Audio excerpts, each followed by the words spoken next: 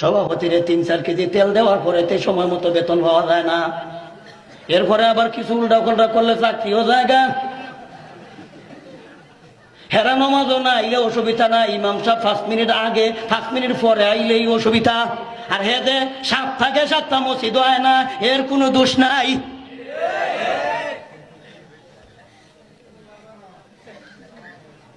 না ইমন মুসল্লি আপনারা দেশ নাই, 1 মিনিট লেট হয়ে গেলে কয় গুলো টাইম গেছে গা, এটা টাইম ওয়ালা রে। এটা আমার মতন ইমামের দরকার। একদিন আমি জুম্মার নামাজ মেলা আগে ছাত্র জীবনে, এই সময় তো আমার রক্ত 300 কিলোমিটার বেগে চলতো। একজন বড় লোক আমার টাইমে গেছে গা, যেই কইছে টাইম গেছে গা, এমনি আমি আমার পাশে আছিল জোতালা লইয়া আমি কইছি তে তুমি টাইম মতো নামাজ পড়াইলে আমি যাই গা। আমি এমনি গেছি গা, প্রয়োজনে কইছে আজ নামাজ করতাম না, তুমি পড়াও। এখন মুসল্লিরা কয় হ্যাঁ তুমি পড়াও টাইম মতো।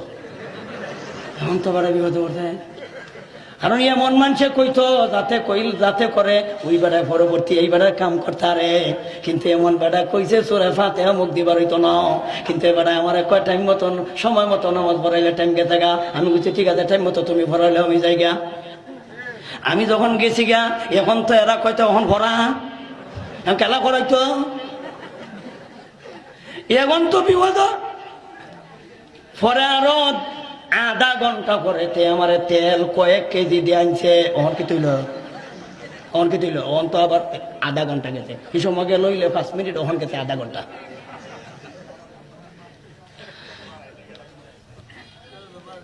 টাইম মতো ইমাম যে সময় আইব ওই সময় নামাজ, কের সুসি আর কের মুসি, কের চুচি পত্র, কের টাইম। ইমামদের সময় নামাজ পড়াই, এটাই নামাজের সময়।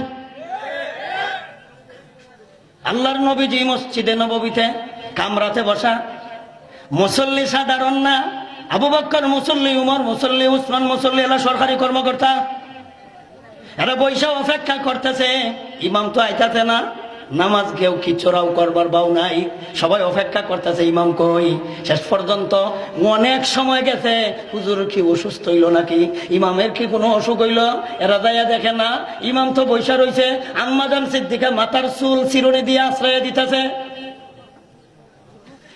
চুল পরিপাঠিত করে, চুল বাউ করে ইমামে। এদিকে মুসল্লি সরকারি কর্মকর্তারা দাঁড়াইয়া অপেক্ষা করে, আর ইমামে চুল বাউ করে।